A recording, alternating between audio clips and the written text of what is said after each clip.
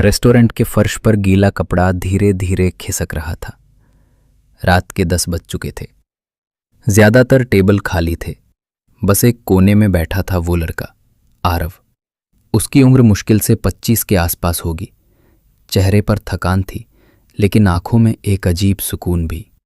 वो हर बार कपड़ा निचोड़ता, फिर झुककर जमीन पहुंचता और अपने मन में कुछ गिनता जाता। 1, 2, 3। हर स्ट्रोक के साथ जैसे वो अपने किसी पुराने गुस्से को मिटा रहा हो। उसी वक्त रेस्टोरेंट का दरवाज़ा खुला और अंदर दाखिल हुई एक लड़की, नायरा कपूर।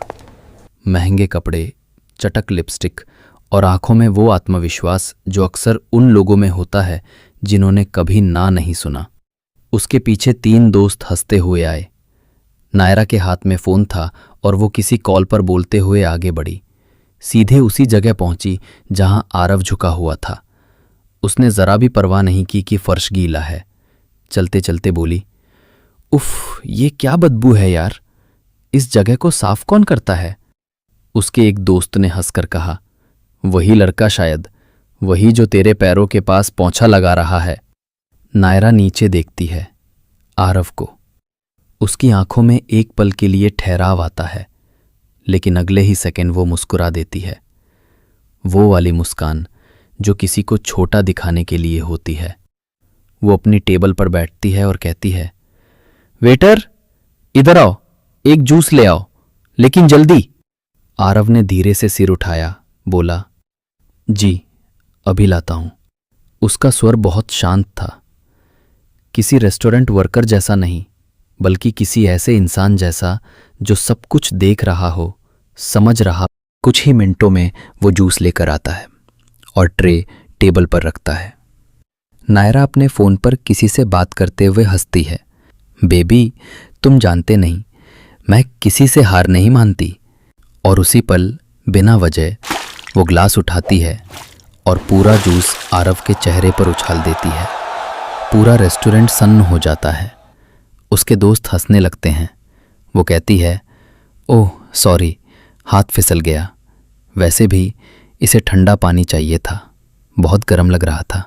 आरव कुछ नहीं कहता, बस अपना चेहरा पोंछता है। आंखों में वही शांति बरकरार रहती है। मैनेजर दौड़ता हुआ आता है, मैडम माफ़ कीजिए, मैं इसे हटा देता हूँ। नायरा हाथ लहराती है, छोड़ो, इतना सीरियस मत बनो, ये लोग तो ऐसे ही हैं। आरव बिना कुछ बोले वापस चला जाता है रेस्टोरेंट के पीछे। उसके हाथ थोड़े कांप रहे हैं, लेकिन चेहरे पर अब भी कोई गुस्सा नहीं। बस वो आईने में खुद को देखता है और हल्के से मुस्कुराता है। अच्छा है, वो धीरे से कहता है, लोग मुझे अब भी पहचानते नहीं। रात और गहरी हो जाती है। बाकी स्टाफ चला जाता है। आरव अकेला बैठा रहता है रेस्टोरेंट के बीचों बीच अंधेरे में। वो मोबाइल निकालता है। स्क्रीन पर एक मैसेज खुला होता है, मिशन का अगला चरण, पहचान छिपी रहनी चाहिए, कल सुबह असली बैठक है। अगली सुबह जब शहर की धूप ऊंची उठती है, उसी वक्त उसी रेस्टोरेंट के सामने कई कारें आकर रुकती हैं। ब्लैक सूट पहने लोग उतरते हैं। उनके साथ एक बुजुर्ग व्यक्ति, मिस्टर खन्ना, शहर के जाने माने बिजनेसमैन। रेस्टोरेंट के अंदर जाते ही वो रुक जाते हैं। अंदर सब कुछ नया दिखता है। टेबल्स बदल चुके हैं, लाइट्स अलग हैं और बीच में खड़ा है वही लड़का, आरव। अब उसके कपड़े बदल चुके हैं, बाल सजे हुए हैं और चेहरे पर वही आत्मविश्वास है जो मालिकों के पास होता है। नायरा, जो कल रात उसे बेइज्जत कर चुकी थी, अपनी कार से उतरती है और अंदर आती है। वो ठिठक जाती है। ये तो वही लड़का है। आरव मुस्कुराता है। स्वागत है मिस नायरा कपूर, आप समय पर आईं। फीनिक्स ग्रुप की नई साझेदारी पर साइन करने के लिए धन्यवाद। नायरा की आंखें चौड़ी हो जाती हैं। मिस्टर खन्ना उसकी ओर देखकर कहते हैं, तुम्हें पता नहीं था? ये रेस्टोरेंट उसी लड़के का है। दरअसल ये फीनिक्स ग्रुप के मालिकों में से एक है, आरव मल्होत्रा। कमरे में सन्नाटा छा जाता है। नायरा का चेहरा सफेद पड़ जाता है। वो कुछ बोलने की कोशिश करती है। मैं तो। आरव बस मुस्कुरा देता है और कहता है, कभी कभी किसी की सफाई का तरीका देखकर उसके बारे में मत तय करना चाहिए मिस कपूर। मिस्टर खन्ना और बाकी मेहमान उसके साथ ऑफिस में चले जाते हैं। नायरा वहीं खड़ी रह जाती है, जैसे किसी ने उसके नीचे की जमीन खींच ली हो। आरव एक बार पीछे मुड़कर देखता है, फिर धीरे से कहता है, हर इंसान को उसकी असली जगह वक्त दिखाता है। बैठक शुरू होती है। आरव फिनिक्स ग्रुप का नया प्रोजेक्ट बताता है। फिनिक्स वन एक ऐसा रेस्तरां नेटवर्क जो एआई टेक्नोलॉजी और मानवीय सेवा का मेल होगा। हर टेबल पर एक स्मार्ट सिस्टम होगा जो ग्राहक के मूड के हिसाब से संगीत, तापमान और रोशनी बदल देगा। निवेशक प्रभावित होते हैं, लेकिन सबसे दिलचस्प बात तब होती है जब आरव बताता है कि असली मकसद सिर्फ बिजनेस नहीं, बल्कि समाज को बदलना है। मैं चाहता हूं कि हर काम करने वाले को उसकी इज्जत मिले, किसी को सिर्फ उसकी नौकरी देखकर मत आंको।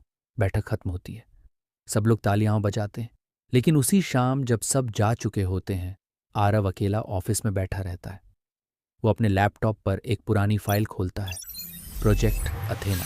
स्क्रीन पर एक कोडिंग विंडो खुलती है और उसमें एक लाइन चमकती है, the next phase begins tomorrow. Aarav कुर्सी से पीछे झुकता है और धीमे से बुदबुदाता है, रिया, हम तैयार हैं। वो खिड़की से बाहर देखता है, शहर की रोशनियां चमक रही हैं, लेकिन उसकी आंखों में एक अजीब सी उदासी है। कहीं ना कहीं उसके शांत चेहरे के पीछे कोई रहस्य छिपा है जो अभी तक किसी को नहीं पता। ये पहला भाग था, कहानी की नींव, पहचान और पहला ट्विस्ट। अगले भाग में आरव का असली मकसद, रिया की यादें और प्रोजेक्ट एथना का सच खुलने लगे। अगर आपको हमारी ये कहानी या सीरीज पसंद आई हो तो चैनल को लाइक, शेयर और सब्सक्राइब करना बिल्कुल न भूलिए। आपका एक सब्सक्राइब हमें और भी प्रेरक कहानियां लाने की हिम्मत देता है। मिलते हैं अगले एपिसोड में, तब तक के लिए धन्यवाद और बने रहिए हमारे साथ।